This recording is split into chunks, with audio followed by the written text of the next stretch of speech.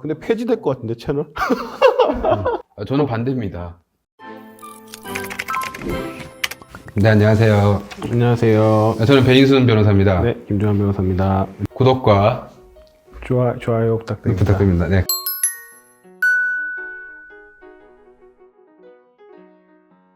오늘 주제는 최근에 이제 좀 이슈가 됐던 네. 녹음에 대해서 네. 다뤄볼까 합니다. 그러니까 과거까지는 처벌하지 않았었는데요. 그러니까 성관계 소리를 네. 녹음하는 경우에 처벌할 수 있는 법이 지금 만들어질 수도 있다. 이런 상황이 있는 거죠, 그렇죠? 네. 네. 일단 만들어질 것 같아요. 어떨 것 같아요? 아니 뭐 네. 아니, 지금 분위기에서는 만들어져도 이상하진 않아요. 지금 만약에 법이 없었다고 하면 네. 사실은 이제 통화 녹음 자체가 보통은 합법이잖아요. 그쵸. 통화가 네. 아니고 이제 대화 녹음 자체가 네. 어쩔 때 합법이고 어쩔 때 불법이죠. 제가 대화에 참여하지 않는데 타인의 대화를 녹음하면 불법인 거고, 그쵸. 제가 그 대화에 포함된 상태로 그 대화를 녹음하면 그건 합법인 거예요. 그래서 네. 그렇게 통신비밀보호법에 있는 건데 네, 그쵸. 이를 위반했을 경우에는 벌금이 없어요. 실형 아니면 집행유예. 생각보다 처벌이 굉장히 셉니다. 그렇죠. 지금은 그런 상황인데 결과적으로는 어떻게 이제 둘이 은밀한 상황에서 나도 대화에 포함되어 있다면 지금은 녹음하더라도 사실 어떠한 처벌도 받지 않을 거예요. 근데 앞으로는 이제 성관계 중이나 이럴 때는 녹음을 하게 되면 처벌 받을 수도 있는 그런 상황이 올 수도 있을 것 같습니다. 그 법이 뭐 제정되는 거에 대해서 찬성한다. 저는 반대입니다.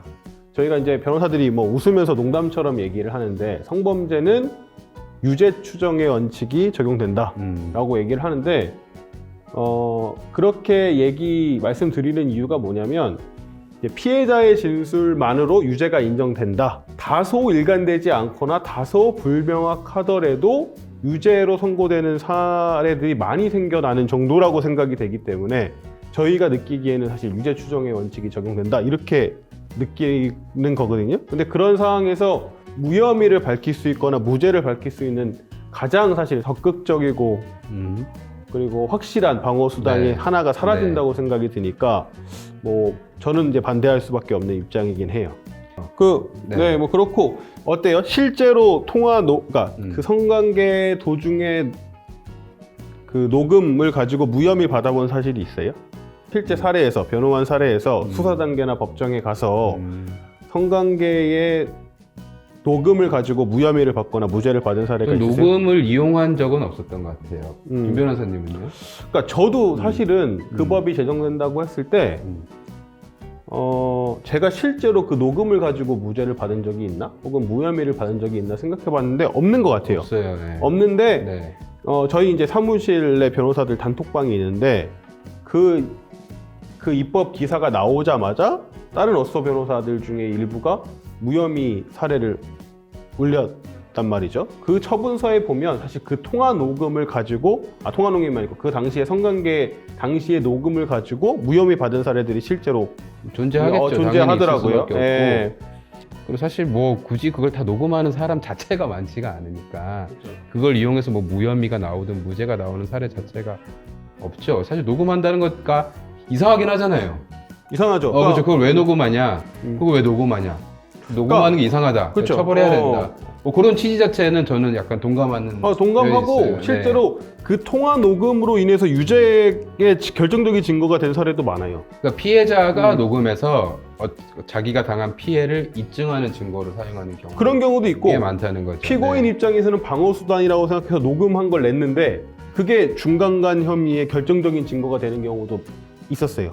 결론적으로 제가 방어를 하는 사례에서 녹음을 가지고 무혐의를 받은 건 없단 말이죠. 그러니까 오히려 그 정황, 그러니까 성관계에 이르게 된 정황이나 그 성관계에 이르기 직전의 대화 내용이나 직후의 대화 내용을 가지고 무혐의를 받은 게 많았기 때문에 사실은 그걸로 처벌하는 건 반대합니다 라고 말씀드리긴 했지만 실제로는 그 입법이 있어도 무혐의를 밝히거나 무죄를 밝히는데 크게 지장은 없지 않나 이런 생각도 들기는 해요.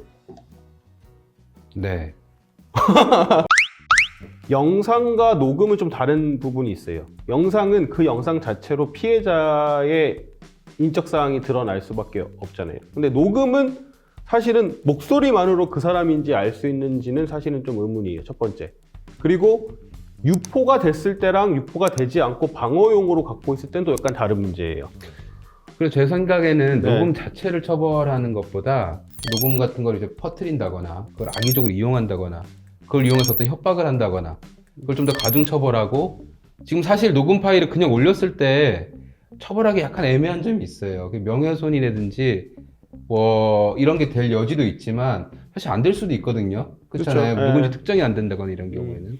그래서 지금은 그냥 올렸을 때 처벌하지 못하는 경우가 생길 수 있단 말이에요. 그렇잖아요. 그러니까 그걸 올리는 것만으로 처벌할 수 있게 하는 것도 좋지 않을까. 네, 그렇죠? 그러니까 제가 말씀드렸지만 아무리 뭐 성범죄가 유죄 추정의 원칙 뭐 이런 얘기를 하지만 기본적으로 저희가 많은 사건에서는 무혐의가 나오잖아요. 통계적으로 봤을 때 저희가 사건을 하는 걸 봐서 통계적으로 제가 한번 해봤거든요. 저희 사무실에 표본이 많기 때문에.